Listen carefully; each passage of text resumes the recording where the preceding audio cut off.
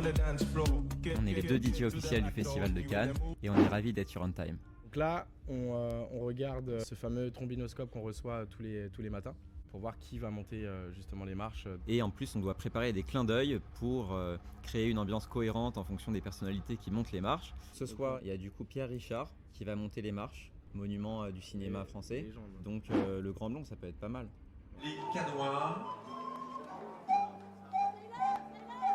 Une montée des marches dure à peu près 45 minutes, voire 1 heure jusqu'à 1h15. Alors je pense qu'il n'y a pas de pression, mais c'est plus de l'adrénaline.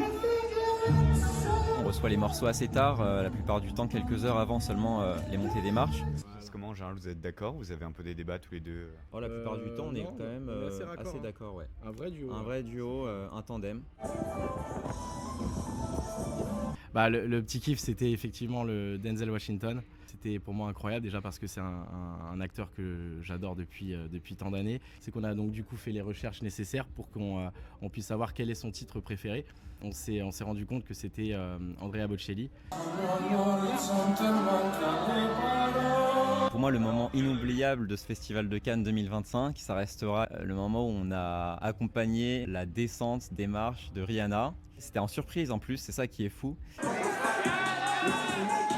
Attends, parce que là on a un autre problème. Évidemment, c'est jamais arrivé jusqu'à maintenant. C'est quoi le problème?